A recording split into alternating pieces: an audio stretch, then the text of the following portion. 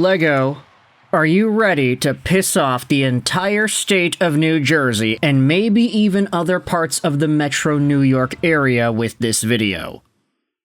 The answer to that is absolutely, because this is a war. This, right here, between Vancouver and New Jersey, is a war for the ages, a generation-defining conflict that we will have to witness unfold over the next few years. Because today, we're talking about Hughes.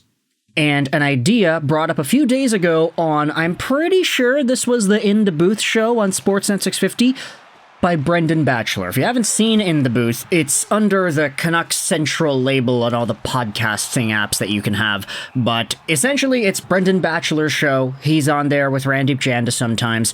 And instead of calling the Vancouver Canucks games like they usually do on Sportsnet 650, they talk about the team, they provide analysis, and they discuss some ideas revolving around the team. And the other day, Brendan Batchelor had a really interesting take. You're not going to get these takes on the Sportsnet 650 Canucks play-by-play broadcast. You gotta listen to some of the other shows. And Brendan Batchelor went out there and spoke about Hughes in a way that probably will piss off a bunch of Devils fans. Now, we're going to head over to the R Canucks sub and read yesterday's pre-game thread between Vancouver and the Anaheim Ducks and look at a comment made by Dho88. This is here just because the idea is screenshotable and we don't have to go out there and transcribe the audio of the podcast and read it to you here. Man, Brendan Batchelor's hot take yesterday was hot, Dho88 says. How to convince Quinn to stay is to offer sheet Luke Hughes and make it super pricey. If it succeeds, force Jack to come here too. Oh boy, baby. We had been speaking about the idea of an offer sheet on this show because there were a few articles and stuff written by athletic folks talking about how this could be the quote-unquote summer of offer sheets because the cap is rising, and last year we saw Holloway and Broberg get offer sheeted by St. Louis, and now they're doing amazingly well, carrying this Blues team into a 12-game winning streak. Not saying that the offer sheet can happen again next year, and then whichever team acquires the new player is going to go on a 12-game win streak to take over Vancouver, Calgary, and Utah's playoff odds and make the dance, but the idea has been floated out there. And we did have some pushback too. Pierre LeBrun said on Twitter that because the cap is rising, it can't necessarily be concluded that, oh yeah, the cap's rising, so more offer sheets are going to be given. It's going to be like, no, the cap is rising, so whatever offer sheets that do get signed will just get matched because there's more incentive for teams to do that. They don't want to lose their guys, and the cap is rising, so why not just match it? The Edmonton Oilers would be doing really well if they had Dylan Holloway on their team right now. But that's besides the point. Whether or not Vancouver dips their toes into an offer sheet, that's something we had already discussed as well. Could J.J. Peterka of the Buffalo Sabres be a prime candidate for that? We already made another commentary earlier this week about that. But Luke Hughes is one of these names that I think a lot of folks would not immediately think about in regards to an offer sheet. Like, oh, you think of an offer sheet for a guy that might be in a tough situation or a guy who's not really being given any love from his team. J.J. Peterka in Buffalo was included in trade talks and stuff, so there's a more reasonable path for J.J. Peterka to go down the offer sheet route. But for Luke Hughes, there isn't really anything there that I think incentivizes the guy to sign an offer sheet, unless whatever offer sheet he gets is for a significant pay raise that the Devils would be wary to go out there and match. Luke Hughes is 21 years old, coming off of his ELC, and this season with the New Jersey Devils, he had scored 42 points in 67 games played, on pace for 46 in 72. Do the math over 82, and he would have been on pace for just over 50 points. So, pretty reasonable, kind of similar to what he did last year as a rookie with the Devils, but Luke Hughes has been a very solid puck-moving, mobile, quick-footed defenseman who happens to be the biggest Hughes of them all at 6'2", 198. Luke is a top 2 defenseman in the making, and I'm not going to say that he's going to be better than Quinn. I know there was a conversation we had like 7 years ago discussing whether or not Luke was the best one out of the 3, but that was mostly because he had outproduced the other 2 as a D-man in younger AAA leagues. But ultimately, Luke Hughes is going to define the New Jersey Devils blue line. But if you wanted to argue at this stage, it's not like he has been playing like a true number 1 this season, and that's okay. He's still very young, and he's still growing and developing, and there still are other guys on the Devils' blue line that you can say are supposed to be better than him, like Dougie Hamilton, for example.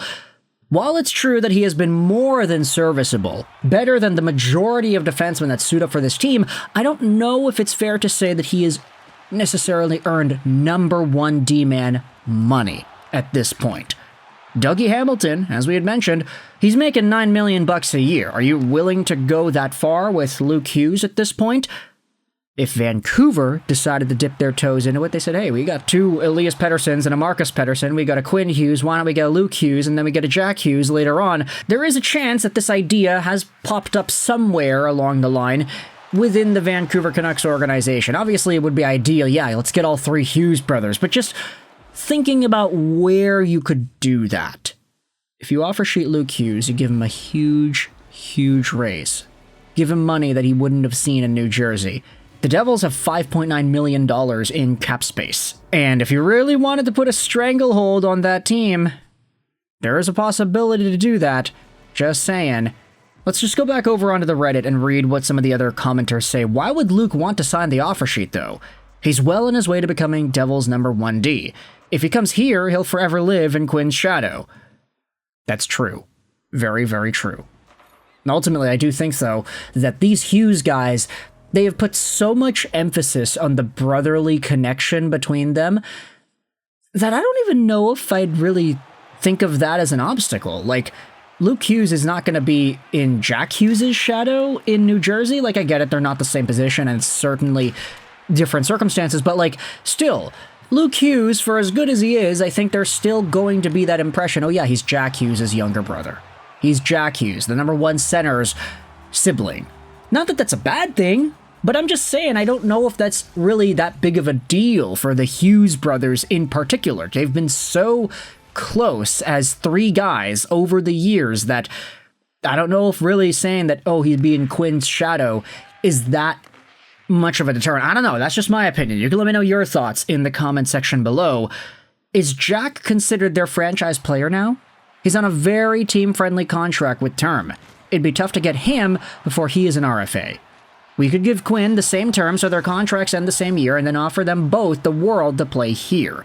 I'm not sure the fans could stomach losing a first and overpay for Luke Hughes right now. Brendan Batchelor's take on the program was to do whatever it takes to get Quinn to stay, and to get a family member here would definitely do that. If it fails, you force New Jersey to overpay to match the price and put them in a hole.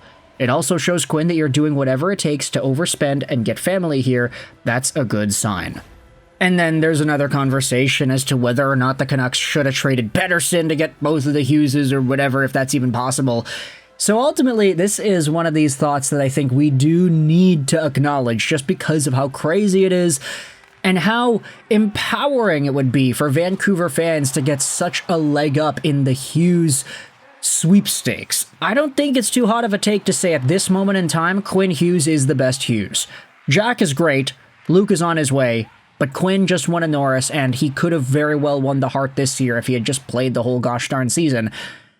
So Vancouver doing whatever it takes to get this guy to re-sign with their team and bring him back, yeah, of course, I'm on board with that. If it costs a first, a second, a third, an arm and a leg to get an offer sheet done for Luke Hughes, so be it. Grab that guy. Get another 40-point defenseman in Vancouver. Then you can trade another guy and get another forward or something.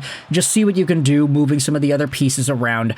You got Elias Pettersson, you got Victor Mancini, serviceable NHL caliber defensemen who are on the cheap. You've got other guys who can play meaningful bottom 6 minutes. Sasson, Ratu, lots of guys there. So maybe adding on a Luke Hughes type of asset and then flipping whatever other defenseman for a forward isn't that bad of an idea. But the question is, could you do it? Would the New Jersey Devils just match? Let me know your thoughts in the comment section below about a Luke Hughes offer sheet from Vancouver. I hope you enjoyed this video. Sign on, and bye.